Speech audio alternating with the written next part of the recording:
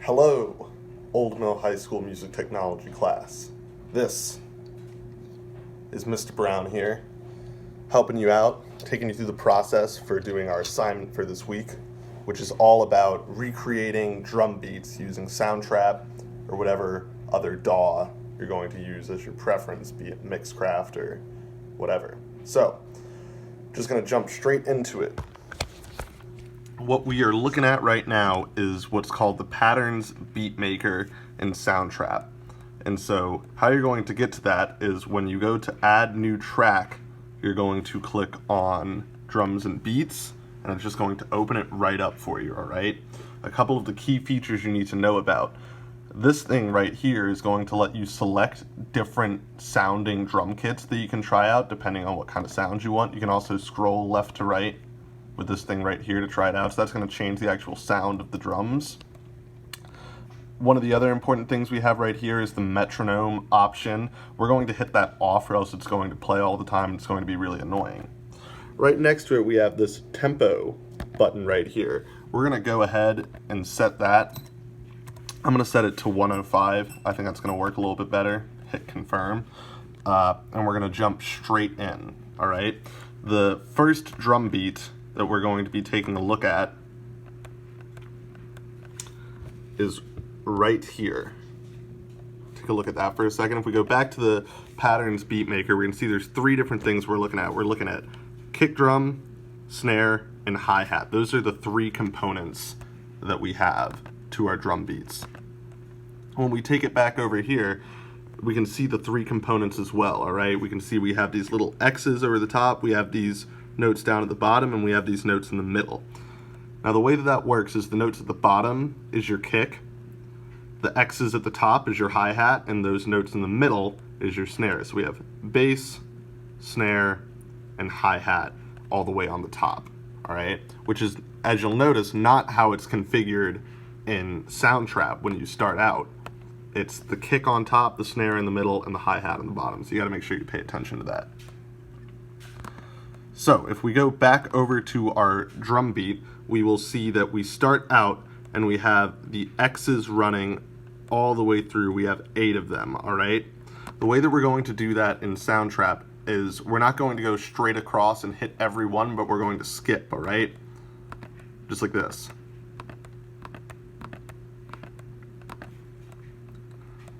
So there are our 8 hi-hat hits, and then alternating every one, we have bass, we skip, and snare, we skip, bass, and I'm saying bass is the same thing as kick drum, so kick drum, skip, snare, skip, kick drum, skip, snare, just like that. So we're going to jump in and do the exact same thing. We're going to start with our kick, then we're going to skip this next one, and we have snare. Skip, kick again, we're going to skip this next one, and here we have snare, all right?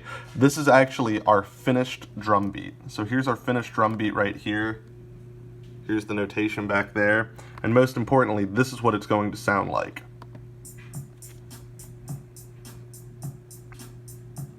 You guys can hear that right there. So if we go over and look at our second drum beat, we compare them side by side, we see that they're pretty much identically the same, except that in the second one, there's a kick at the same time happening as the snare hits. What that's going to look like in Soundtrap is just like this. It's going to sound like this. Pretty similar. This is called a 4 on the floor beat. Moving on to our next one, it's going to get a little bit more complicated, all right? This, number 3 right here, is a Latin drum beat, and you'll notice that instead of the hi-hat going 8 times through, it doubles, all right? It actually happens 16 times through. So the first thing we're going to do is we would go and click every hi-hat, just like that. We would go in and add in every one. So that's setting up our grid.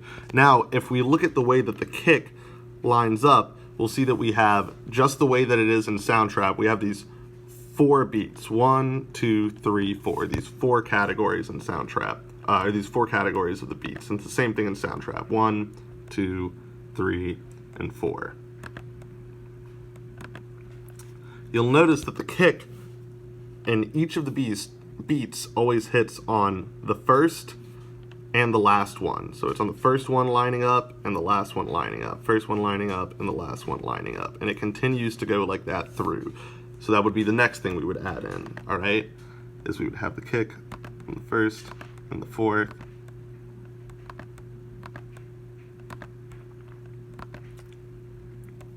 So the same way that I lined up vertically the kick with the hi-hat pattern, just like that, that's the same way I'm going to line up the snare. So I see in the first beat, the snare happens on that third hi-hat hit. Then in the next beat, it happens on the second one. So I'm just going to have to go through one by one for each beat, line up the snare just like that. Here's what it's going to sound like in the end. It's going to sound and look like this. I'm going to rewind that to the beginning. Notice I'm always set at 105 for this, for the tempo, the BPM. Lastly, we have our last drum beat right here. This one is a little bit more complicated. We see that in the beginning, we have two notes that look like this, so we're going to skip one, and then we have this lining up right there. We have the double notes right there. So what I'm going to do is I'm just going to show you what this looks like in the end in Soundtrap and play it for you so you can hear it and see what it's going to look like. This is more of like a funky kind of hip-hop beat.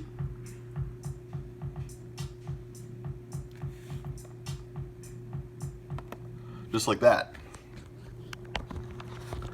So, what you have to do with all of these drum beats is recreate them in Soundtrap or whatever other DAW you're going to use. It's probably going to have a similar type of function that you can recreate this in. So you're going to recreate all of these drum beats, and I want them to happen one after each other in the file. So you'll have this drum beat going, and then you're going to have to create a new track every time you make a new drum beat. So if I have this drum beat and I have it going, and I want to go and I want to record it, then I would hit record, have it play just like that, and then when I'm done, I would add in a new track with a different drum beat, put in the next drum beat, and then when I'm done with that, I would have to drag it over so that it starts when the first drum beat ends. So it's going from one drum beat to the other, just like that.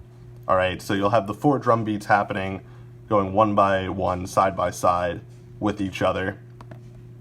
And that's all there is to it. You don't have to do anything besides make those 4 drum beats.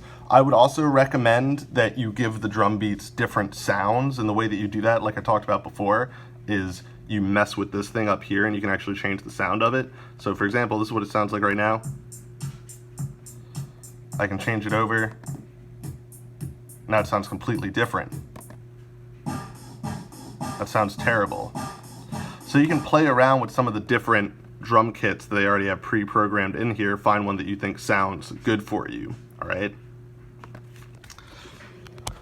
So, if you have any questions about how this works or you're having trouble with it, on Thursday at 1 o'clock, I'm going to offer a Google Meet meeting for the class where I'm just going to post a Google Meet link in the Google Classroom and you guys can click on it and I'll be there and I can take you guys through and help you out and explain anything you might be having problems with. If it's just a little thing that you're having a problem with and you just want to shoot me a message and I can do that and get back to you, we can also do it that way. So another thing I wanted to tell you guys, this is actually the last week that I'm going to be working with you guys. This is my last week teaching at Old Mill. So thank you guys for all the work you've been doing so far. It's been really fun getting to, know you guys, getting to work with you guys. It was a little bit better, back when we were actually in person in the school, but I still enjoyed being able to make these different assignments for you guys and see all the different work that you guys have done with them. So this will be the last week with Mr. Brown. It's been awesome working with you guys.